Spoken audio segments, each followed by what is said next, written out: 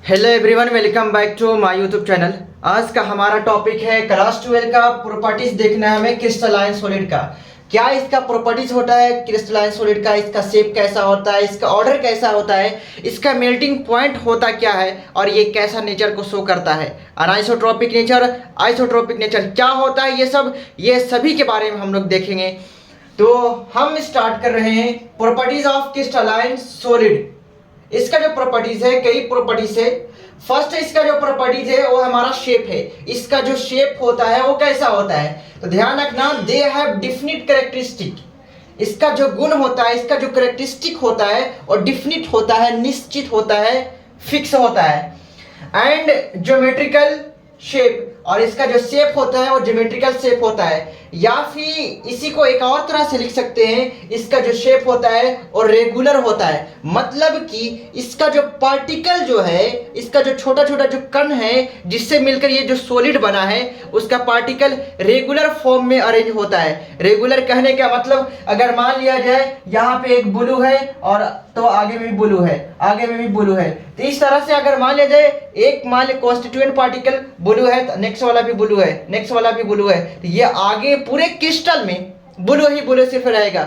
लेकिन अगर यहाँ पे संभावना ऐसी हो जाए कि एक यहाँ पे मान लिया जाए एक ब्लैक है, फिर एक ब्लू है, फिर एक ब्लैक है, फिर एक ब्लू है, इस तरह से अगर रहेगा तो पूरे क्रिस्टल में ऐसा ही रहेगा, चाहे ऊपर में, चाहे नीचे में, चाहे लेफ्ट राइट, या फिर पूरे 3D में आपका ब्लू और एक ब्लैक। तो ये कॉन्स्टिट्यूएंट पार्टिकल का अरेंजमेंट होता है। मतलब कि इसमें जो कॉन्स्टिट्यूएंट पार्टिकल है वो रेगुलर फॉर्म में होता है।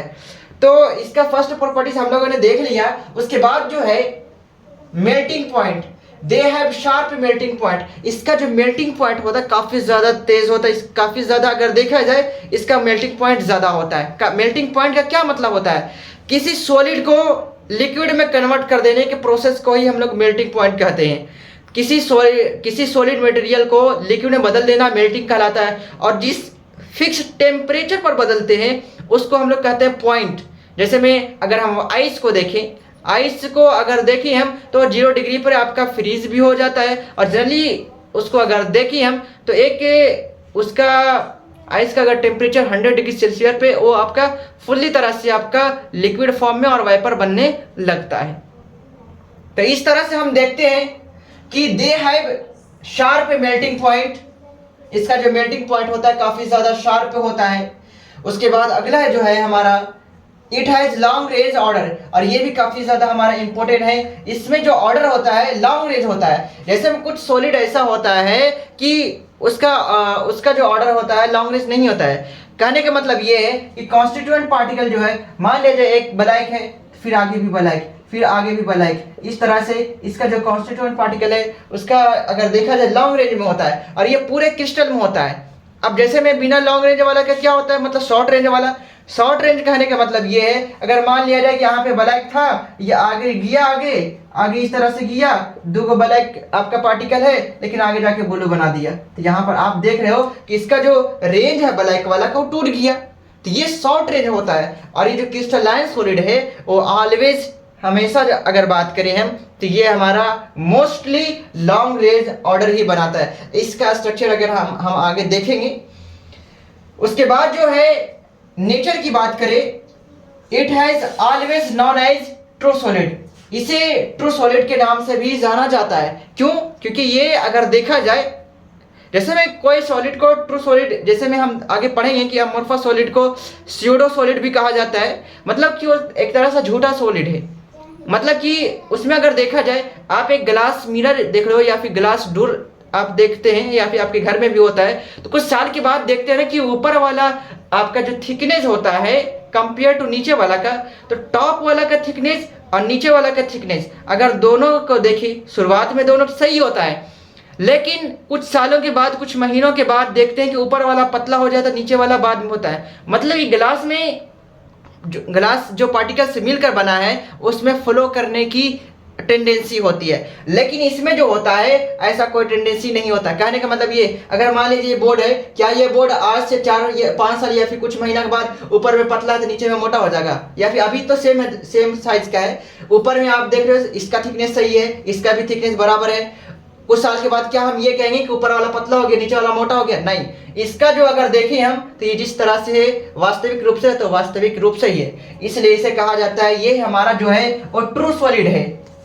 उसके बाद है क्लीवेज प्रॉपर्टी की अगर बात करें हम, अगर हम सॉलिड को काटे, सॉलिड को अगर कट करें हम तो देखते हैं ना कि जो क्रिस्टलाइन सॉलिड होता है वो कट होकर दो पीस में बनेगा। मान लीजिए इसको अगर मैं कट करूंगा तो ये दो पीस में होगा, ठीक है। तो क्रिस्टलाइन सॉलिड जो होता है मेनली उसको कट करने के बाद वो दो पीस में तो बनता है, लेकिन उसका अगर सरफेस की बात करें तो सरफेस स्मूथ होता है, चिकना होता है और प्लेन होता है।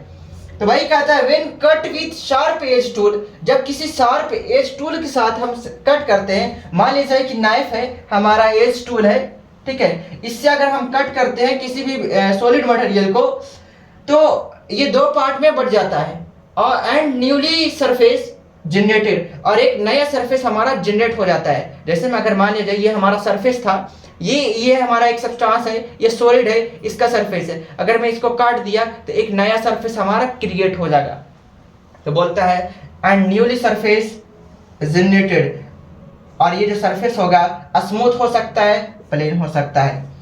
उसके बाद अनाइसोट्रॉपिक ये काफी ज्यादा इंपॉर्टेंट और ये बोर्ड एग्जाम में कई बार पूछा हुआ सवाल है कि which of the following are anisotropic in nature, या फिर which of the following solid are anisotropic in nature, which of the following solid are isotropic in nature. ध्यान रखना कि क्रिस्टलाइन सॉलिड जो होता है वो अनाइसोट्रॉपिक इन नेचर होता है। अब सवाल उठता है अनाइसोट्रॉपिक इन नेचर का क्या मतलब होता है, तो ध्यान रखना, पहले इसके ध्यान रखना कि ये जो क्रिस्टलाइन सॉलिड है इट इज अनाइसोट्रॉपिक इन नेचर, इसका जो नेचर होता है अनाइसोट्रॉपिक नेचर होता है। कहने का क्या मतलब हुआ, कहने का मतलब ये हुआ कि इसमें जो फिजिकल प्रॉपर्टीज होता है अलग अलग डायरेक्शन में जाने पर अलग अलग होता है, मतलब कि वैसा सब्सटेंस जिसका फिजिकल प्रॉपर्टीज अलग डायरेक्शन से जाने पर अलग दिखता है। क्या मतलब हुआ, इसे हम थोड़ा डायग्रामली देखेंगे फिगर के रूप से। तो आप इसे स्क्रीनशॉट ले लें या फिर आप इसे रोक कर आप उतार लें, ठीक है, ताकि हम आगे समझाएं। उसके बाद है अनाइसोट्रॉपिक का क्या मतलब होता है। जो क्रिस्टलाइन सॉलिड है वो अनाइसोट्रॉपिक इन नेचर होता है।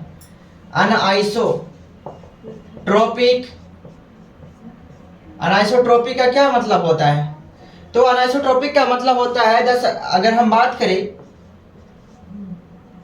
द सब्सटेंस या फिर the solid which have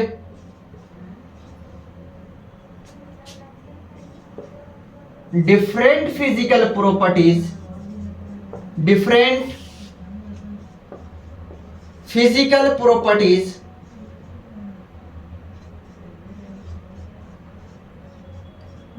physical properties में यहाँ पे कौन कौन आ जाएगा, फिर यहाँ पे फिजिकल प्रॉपर्टीज के अगर हम देखें यहाँ पे इलेक्ट्रिकल रेजिस्टेंस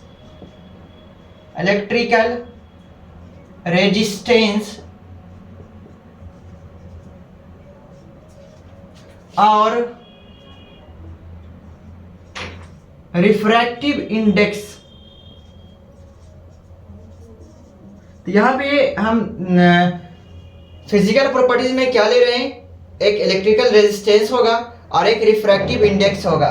कहता है ये जो अनाइसोट्रॉपिक का क्या मतलब हुआ, द सॉलिड वैसा solid which have different physical properties, जो डिफरेंट फिजिकल प्रॉपर्टीज जिसके पास होता है इन डिफरेंट डायरेक्शन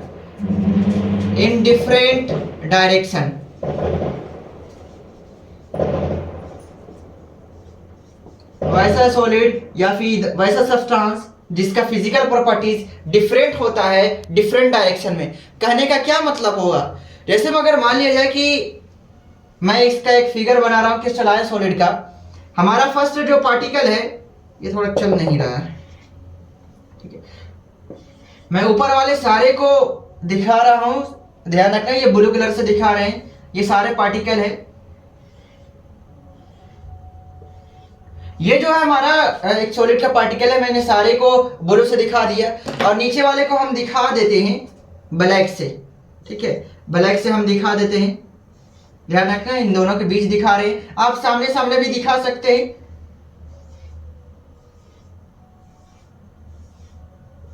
तो इस तरह से उसके बाद ब्लैक के बाद हम इस्तेमाल करते हैं अगला पार्टिकल जो है हमारा, इसके एकदम सामने ब्लू, और इसके भी सामने सेम, सामने ब्लू के सामने ब्लू देना है।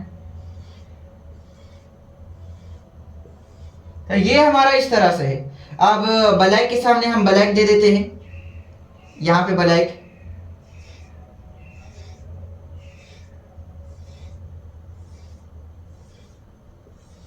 ठीक है। इस तरह से एक और हम बना देते हैं, ठीक है।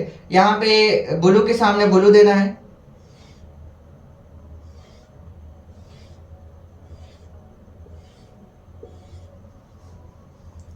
और एक हम ब्लैक दिखा देते हैं,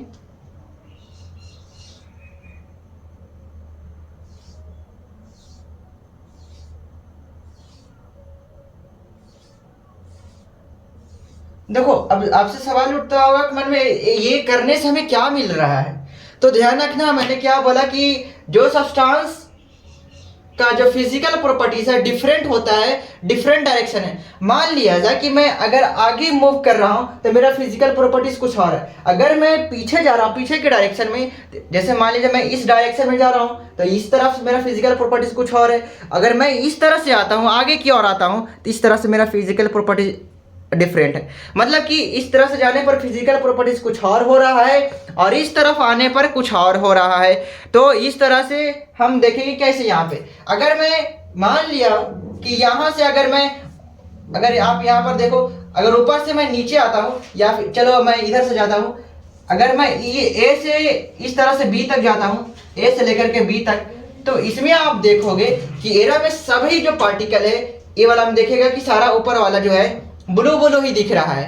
या फिर आप ऐसा करो, यहाँ पे इसमें चलो ये तो हम समझ गए कि आपका नॉर्मल लाइन था, लेकिन अगर मान लिया सर ऊपर से अगर हम नीचे आवे तो आप देखेगा ना कि सारा पार्टिकल जो है ब्लू ब्लू ब्लू इस तरह से, मतलब कि सेम पार्टिकल है, मतलब कि एक डायरेक्शन जो लिए हैं हम ए से लेकर के ये बी जो हमारा था, ये हमारा जो सारा ए से लेकर बी तक जो आए हम एक डायरेक्शन में, इसमें जो पार्टिकल है सारा ब्लू ही ब्लू है, ठीक है। एक तो हम देख लिए, लेकिन मान लेते दूसरे का डायरेक्शन में हम चल जाते हैं तो क्या मिलता है। अगर मान लिया जाए कि हम इस डायरेक्शन में आते हैं, यहाँ से अगर हम ये वाला अगर हम देखिए, या फिर चलो हम यहाँ पर ध्यान रखना, या फिर थोड़ा सा चलो यहीं से रहेगा। अगर मान लीजिए ये पार्टिकल से अगर हम सीधा स्ट्रेट लाइन देखते हैं तो यहाँ से अगर हम सीधा ऐसे जाते हैं तो इससे आपको इमेजिन मिल रहा होगा, देख रहे होंगे कि इमेजिन कर पा रहे होंगे।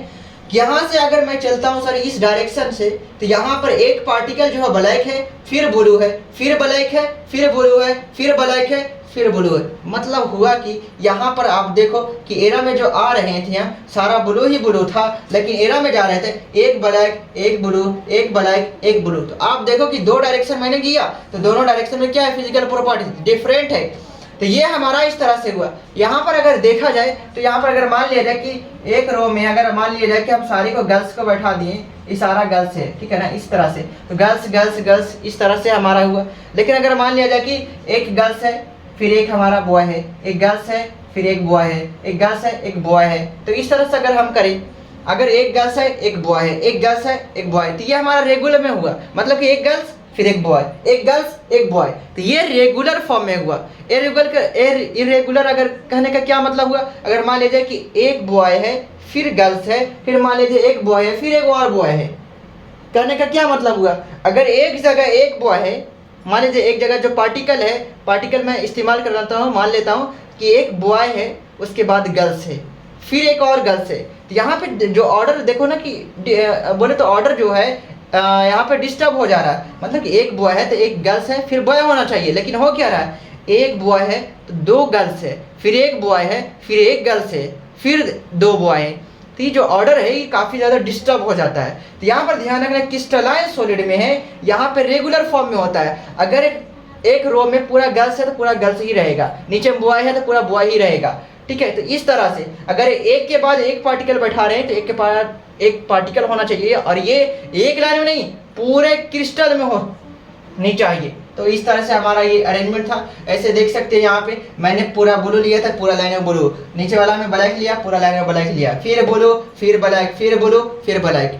क्या दूसरा तरह से भी हो सकता है? तो दूसरा तरह से भी हो सकता है। अगर मान लिया जाए मैंने इस तरह से किया, अगर करता मैं एक ब्लू ले लिया फिर एक ब्लैक पार्टिकल, फिर एक ब्लू पार्टिकल, फिर एक ब्लैक पार्टिकल, फिर एक ब्लू पार्टिकल, फिर एक ब्लैक पार्टिकल, इस तरह से। और यहाँ पे देखो ब्लू है तो नीचे में मान लेता मैं ब्लैक ले लिया, यहाँ पे ब्लैक है तो ब्लू, फिर यहाँ पे ब्लू है तो फिर यहाँ पे ब्लैक, फिर यहाँ पे ब्लैक है ब्लू, यहाँ पे इस तरह से। तो ये हम इस तरह से इसको भी अगर अरेंज करें हैं, ठीक है,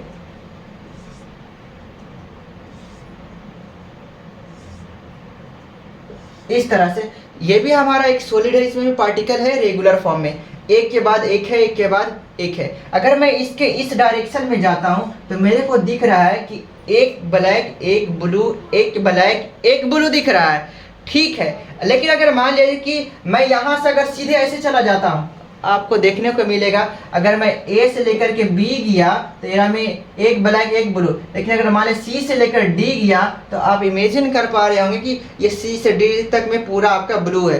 क्या फिजिकल प्रॉपर्टीज आप देख पा रहे हैं कि यहाँ पे एरा में कुछ और दिख रहा है, प्रॉपर्टीज एरा में कुछ और दिख रहा है। तो ये जो हमारा था क्रिस्टलाइन सॉलिड था, और ये काफ़ी ज़्यादा इंपॉर्टेंट भी है, बोर्ड एग्जाम में 2 मार्क्स का सवाल भी रहता है। यह सवाल इस तरह से भी पूछा जा सकता है कि क्रिस्टलाइन सॉलिड क्या होता है, इसके प्रॉपर्टीज लिखें, या फिर ऑब्जेक्टिव पूछ सकता है कि कौन सा सॉलिड लॉन्ग रेंज, कौन सा सॉलिड के पास लॉन्ग रेंज होता है, कौन सा सॉलिड अनिसोट्रोपिक इन नेचर होता है, कौन सा सॉलिड का मेल्टिंग पॉइंट ज़्यादा होता है। इस तरह से कई सवाल पूछा जा सकता है। और ये भी पूछ सकता है कि किसका रेगुलर शेप होता है और किसका इरेगुलर शेप होता है। तो ये सारे हम देखते हैं क्रिस्टलाइन सॉलिड और अमोर्फस सॉलिड। बोर्ड एग्जाम में ये भी सवाल पूछा जाता है कि right the difference between crystalline solid and amorphous solid. तो आज का हमने क्रिस्टलाइन सॉलिड का प्रॉपर्टीज देखा। बाकी नेक्स्ट क्लास में हम नेक्स्ट हमारा जो टॉपिक रहेगा वो हमारा रहेगा अमोर्फस सॉलिड का प्रॉपर्टीज, और फिर हम दोनों में डिफरेंस देखेंगे क्या है।